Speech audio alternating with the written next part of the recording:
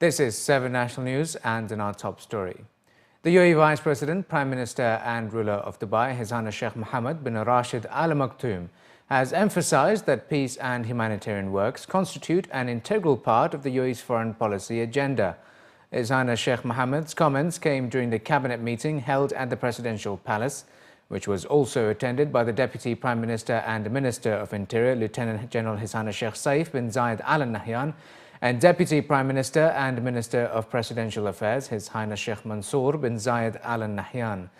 During the meeting, the Cabinet endorsed the government's request to join the United Nations Relief and Works Agency for Palestine Refugees in the Near East Advisory Commission.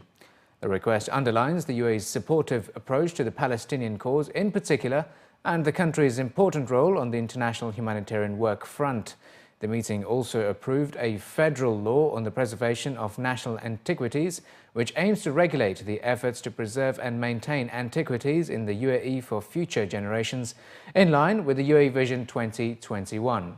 The Cabinet also endorsed the designation of a permanent UAE representative to the International Renewable Energy Agency, IRENA, in Abu Dhabi.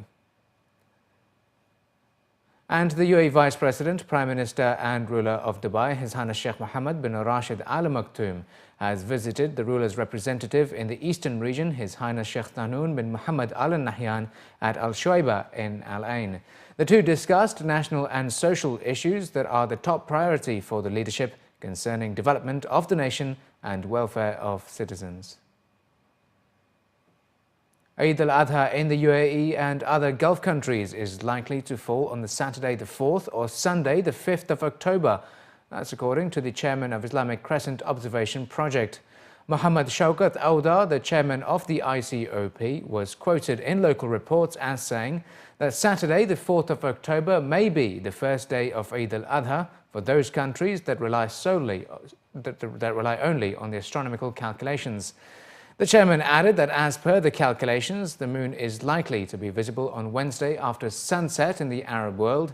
Thus, the beginning of Zulhijjah in most of the countries is likely to fall on the Thursday, the 25th of September, which means that Friday, the 3rd of October, could be the day of Arafah, and Saturday, the 4th of October, could be the first day of Eid al-Adha.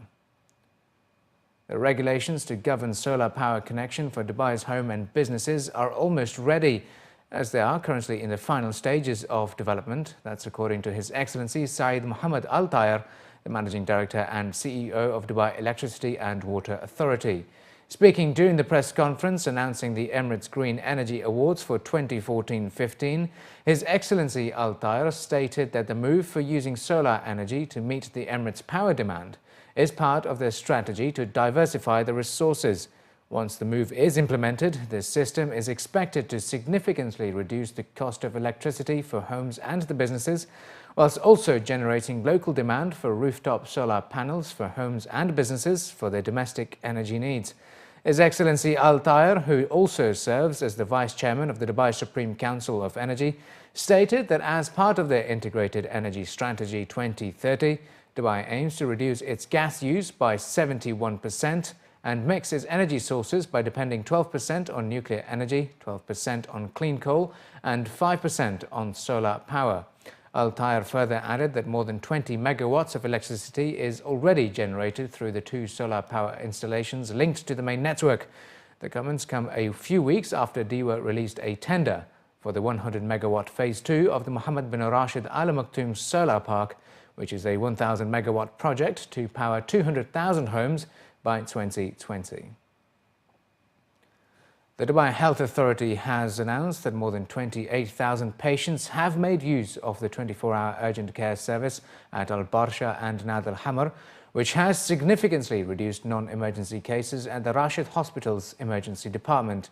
Dr. Manal Taryam, the CEO of primary healthcare at the DHA, was quoted in local reports as saying that the total number of patients that visited the 24-hour clinics during the first 4 months of the year was 28,595.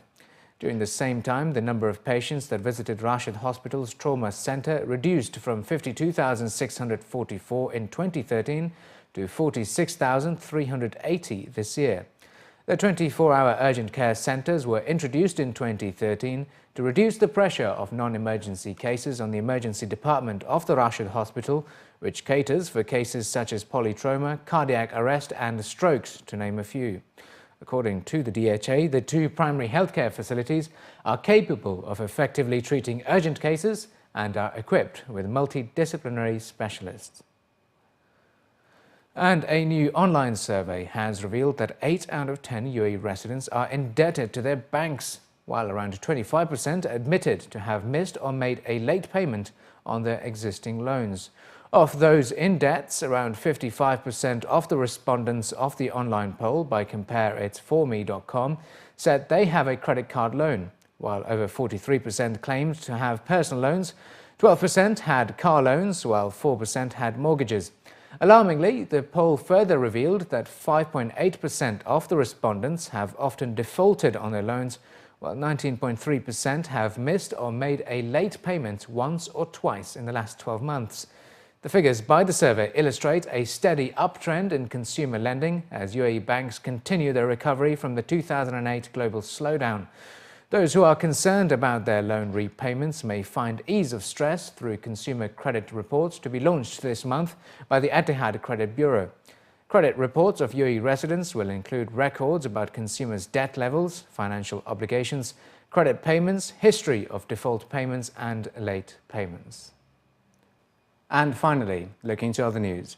A recent study conducted by Aruba Networks in collaboration with the Future Laboratory revealed new trends indicating a shift of workplaces to the Flexecutive Club.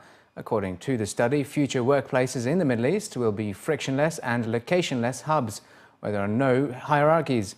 There will come a time when the term office will become obsolete, since technologies are disrupting traditional work patterns. This will lead to a new model for work, a flexible and collaborative environment, where the mobile device is the tool around which everyone else will flow. According to the study, majority of this change has been triggered by the Gen Mobile, a new breed of workers across all sectors who put mobility at the center of their professional and personal lives. The first thing that we're finding in the research that we conducted is Gen Mobile really prefer a very flexible working environment. And in fact, many of them identified the fact that they were most productive either before 9 a.m. or after 5 p.m.